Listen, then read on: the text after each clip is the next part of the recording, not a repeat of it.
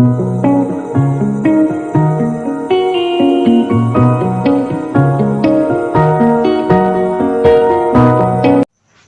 Students, स्वागत है आपका एक बार फिर से स्टूडेंट टाइम पे। तो स्टूडेंट्स, जैसा कि आपको पता है कि हमने हिंदी की क्लासेस को शुरू कर दी हैं और इस समय हम अलंकार को देख रहे हैं। इसके पहले हमने रस को देख लिया है और अलंकार का हमने एक पार्ट वीडियो हमने देख लिया। ये इसका दूसरा पार्ट होने वाला है जिसमें हम अलंकार के प्रकार को समझने वाले हैं। तो अगर आप चैनल पर नए हैं तो आपको सब्सक्राइब कर देना है और अगर आपको वीडियो अच्छी लगी तो आपको लाइक भी कर देना है। लाइक करना बिल्कुल ना भूलिएगा। बिना दोस्तों शेयर जरूर कीजिएगा। ये देखते हैं हम आज का वीडियो। क्या है हमारा आज का टॉपिक? उपमा अलंकार। हमने पढ़ा हुआ था कि अर्थालंकार के 3 भेद होते हैं, ठीक है। वो तीनों भेदों को हम बारी बारी देखने वाले हैं। क्या है कि जब किसी व्यक्ति वस्तु की तुलना किसी दूसरे व्यक्ति वस्तु से की जाए तो वह उपमा अलंकार होता है। जब मान लीजिए कोई व्यक्ति है, वस्तु है, उसकी तुलना दूसरे, एक वस्तु व्यक्ति की तुलना इस दूसरे से की जाए। मान लीजिए सिंपल सा एग्जांपल लीजिए, आप पढ़ने में बहुत ज़्यादा तेज़ हैं और आपके जो पड़ोसी हैं वो अपने बच्चे की तुलना वो आपसे करते हैं, ठीक है। वो आपसे करते हैं कि आप कितने पढ़ने में तेज़ हैं और तुम कितने कमज़ोर, मतलब इस प्रकार का आप मतलब सारी चीज़ों का अगर आप अपने हिसाब से सोचने की कोशिश कीजिए और जिससे ये सब आपके लिए आसान हो जाए। आप किसी वस्तु की तुलना करते हैं कि ये चीज़ ज़्यादा अच्छा है, ये चीज़ ख़राब है, तो यहाँ पर क्या होगा, उसमें उपमा अलंकार होता है। अगर मैं इसके भाग मतलब इसके कुछ भेद होते हैं, इसके टाइप्स नहीं, इसको भेद कहते हैं। मतलब उसी प्रकार का होता है।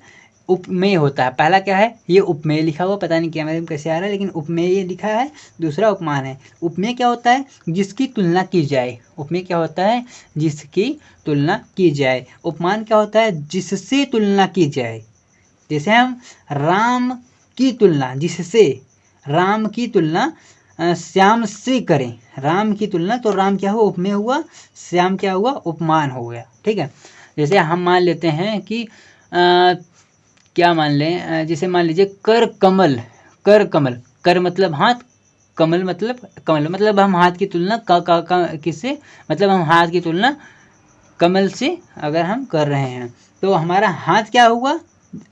हाथ क्या हुआ? उपमेय हो गया। और कमल क्या हुआ? उपमान हो गया। सारी चीज़ें आपको समझ में आ गई होंगी।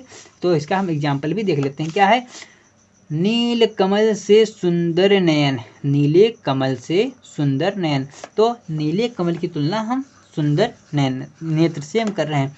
नीला कमल क्या है? नील कमल, ये उपमेय हो गया। और नयन क्या है? उपमान, जिससे कर रहे हैं। ये नीलकमल उपमान और नयन उपमेय, जिसकी हम नेत्र की तुलना कर रहे हैं, उपमेय, और यह उपमान, यह उपमेय, यह उपमान। देखते हैं इसके आगे क्या है। रूपक अलंकार। इसके आगे रूपक अलंकार है जो कि इम्पोर्टेंट है। क्या है कि जब किसी काव्य में उपमेय व उपमान में पूर्णतः समानता दिखाई जाए। जब किसी काव्य में उपमेय व उपमान में पूर्णतः समानता दिखाई जाए तो वहाँ रूपक अलंकार होता है। जब किसी काव्य में उपमेय व उपमान में पूर्णतः समानता दिखाई जाए, ठीक है, अर्थात ये ठीक उसके बराबर ही है, ऐसा मान लेते हैं।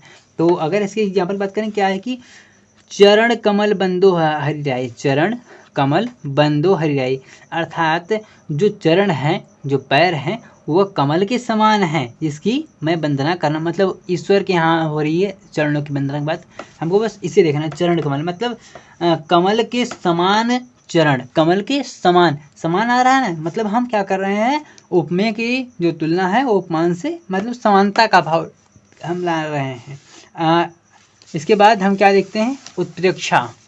हम उत्प्रेक्षा को इसके बाद देखते हैं। तो ये क्या होता है कि जब उपमेय में उपमान की, जब उपमेय में उपमान की संभावना की जाए, संभावना की जाए तथा इससे मनु मानो जनु जानो जनहु आदि शब्दों का प्रयोग होता है। मन मानो जन जानो आदि शब्दों का प्रयोग होता है, तो वहाँ पर क्या होता है? उत्प्रेक्षा अलंकार होता है। उपमेय में उपमान की संभावना की जाती है, ठीक है। इसकी मतलब क्या होता है? उसमें संभावना की जाती है नहीं, संभावना की जा रही है। तो अगर हम इसके एग्जाम्पल की बात करें, एग्जाम्पल क्या होगा? सोहत ओढ़े पीठ पत श्याम चलोने गात मनहु नीलमर शैल पर आपत परियो प्रभात। यहाँ पर हम मान क्या रहे हैं कि जब श्री कृष्ण जी पीले वस्त्र को धारण करते हैं, अपने कैसे अपने सांवले शरीर पर, गात मतलब शरीर। तो मनहु नीलवर्ण, ऐसा प्रतीत होता है, ऐसा प्रतीत होता है कि नीलमण शैल पर, ऐसा प्रतीत होता है कि पहाड़ों पर आपद मतलब सुबह हो गई है और वहां से एक किरण निकली अर्थात उजाला हो गया, उजाला हो गया। तो यहाँ पर मान रहे हैं, ठीक है, मान रहे हैं ऐसा, लेकिन है नहीं, ये पॉसिबल ही नहीं है। तो इसके आगे आपने सिर्फ पढ़ा होगा अर्थ अलंकार में कि उपमा रूपक और उत्प्रेक्षा होता है, उपमा जिसको हमने अच्छे से देख भी लिया, लेकिन इसके अलावा कुछ और भी होते हैं जो कि बहुत ही कम लेकिन पूछ लिए जाते हैं। लगभग ये आपके कंपटीशन में या ये 12th में आते हैं। भ्रांतिमान क्या है? जब कुछ भ्रम के कारण उपमेय को उपमान समझ लिया जाता है, जब कुछ भ्रम के कारण उपमेय को उपमान समझ लिया जाता है तो वहाँ भ्रांतिमान अलंकार होता है। वहाँ कौन सा? वहाँ भ्रांतिमान अलंकार होता है। एग्जाम्पल क्या है आपका? कपि करी हृदय विचार, दीहि मुद्रिका डारि तब, जान अशोक अंगार तब, सी हरिश उठ कर गह्यों। ठीक है, तो इसको आप अच्छे से देख लीजिए, इसको आप पढ़ भी लीजिए, ये आपको याद भी कर देना है। वैसे ये तो मतलब बहुत ज़्यादा इम्पोर्टेंट तो नहीं है, लेकिन अगर इसका भाग है अलंकार का तो इसको आपको देखना ही पड़ेगा। इसके आगे क्या है? इसके आगे अगर हम बात करें तो आगे हमारा है संदेह अलंकार। संदेह अलंकार क्या होता है? जब किसी वस्तु में उसी के समान अन्य वस्तु का संदेह उत्पन्न हो। ठीक है, उसी के समान हमें अन्य वस्तु का अगर हमें संदेह होता है तो वहाँ पर संदेह अलंकार होता है। एग्जाम्पल के लिए, कैथो व्योम विधि का भरे हैं भूरि धूम केतु, वीर रस वीरवार सी उधारी है, तुलसी सरेस चाय कैथो, ये सरेस नहीं है, शायद ये सुरेश नहीं, हाँ ये सुरेश है, सुरेश चाय कैथो, दामनी कलाप कैथो चलमेव ते, कृषाणु सरी भरी है। तो ये संदेह अलंकार है। थोड़ा सा ये मतलब डिफिकल्ट लग रहा है, लेकिन इसके लिए जल्दी ही एक शॉर्ट वीडियो बहुत ही कमाल के लाने वाले हैं, इससे आपके लिए आसान हो जाएगा। अच्युत पे आते हैं, क्या है कि जब किसी बात को बढ़ा चढ़ा कर कहा जाए, किसी बात को बहुत ज़्यादा बढ़ा चढ़ा कर बता दिया जाए तो वहाँ पर अच्युत अलंकार होता है। जैसे एग्जाम्पल देखें, देख लो यही साकेत नगरी, स्वर्ग से मिलने गगन को जा रही है। देख लो यही साकेत नगरी जो स्वर्ग से मिलने गगन, मतलब ये रास्ता स्वर्ग से डायरेक्ट कहाँ? गगन में जा रही है। स्वर्ग से या मतलब आसमान से यह स्वर्ग में मिलने को जा रही है, यह रास्ता, ये साकेत नगरी। तो यहाँ पर बात को बढ़ा चढ़ा कर बताया गया है। अगले देखते हैं क्या है। अगला जो हमारा है वह अन्वय है। अन्वय क्या? जब काव्य में उपमेय को उपमान बना लिया जाता है, जब हम उपमेय को उपमान बना लिया जाता है तो वहाँ पर अन्वय अलंकार होता है।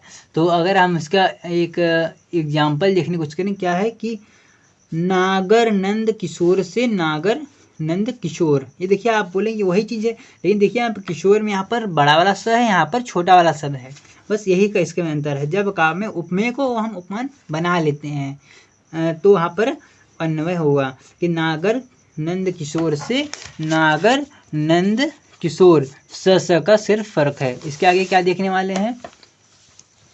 आगे है प्रतीप अलंकार। प्रतीप अलंकार क्या होता है कि जहाँ उपमेय को उपमान तथा उपमा को उपमेय बना दिया, मतलब आपस में चेंजिंग होती है, उपमेय को उपमान और उपमान को उपमेय बना दिया जाता है, वहाँ प्रतीप अलंकार होता है।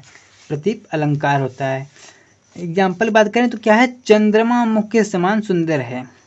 चंद्रमा जो है वो मुख के समान सुंदर है। इसके पहले हमने क्या पढ़ा था?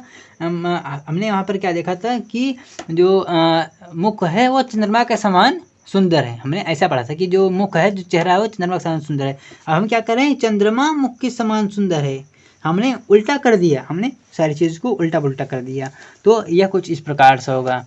तो अगर हम इसके आगे देखें, क्या है? दृष्टांत अलंकार। दृष्टांत अलंकार क्या होता है कि जब दो कथनों में बिंब प्रतिबिंब का भाव हो, बिंब प्रतिबिंब, एवं एक कथन में उपमेय व वाक्य, अन्य कथन में उपमान वाक्य हो तो दृष्टांत अलंकार होता है। दृष्टांत अलंकार होता है क्या है कि जब दो कथनों में बिंब प्रतिबिंब का भाव हो, एक कथन में उपमेय वाक्य और अन्य कथन में उपमान वाक्य हो तो वहाँ दृष्टांत अलंकार होता है। तो क्या है, हम देख लेते हैं इसका एग्जाम्पल कि करत करत अभ्यास जड़मति होज सुजान रसरी आवत जात ते सिल पर पड़त निशान। तो ये इसका बहुत ही कमाल का एग्जाम्पल हो गया। इसका एग्जाम्पल हो गया कि करत अभ्यास जरमत हो सुजान रसरी आवत जात ते सिल पर पड़त निशान, ये इसका एग्जाम्पल हो गया। तो स्टूडेंट्स, मुझे आशा है आपको सारी चीज़ें बहुत अच्छे से समझ में आ गई होंगी। तो अगर आपको आ गई हैं तो आपको इस चैनल को सब्सक्राइब कर देना है, वीडियो अच्छी लगी तो उसको लाइक कर देना है। जो प्रॉब्लम हो आप उसको हमें यहाँ पर कमेंट बॉक्स में सारी चीज़ों को आप बता सकते हैं और अपने आप को दूसरे के साथ शेयर जरूर करना है। तो आज के लिए बस इतना ही। आपको हम मिलते हैं जल्द ही एक नए वीडियो में किसी नए टॉपिक के साथ। तब तक हंस रही मुस्कुराती रहिए। जय हिंद।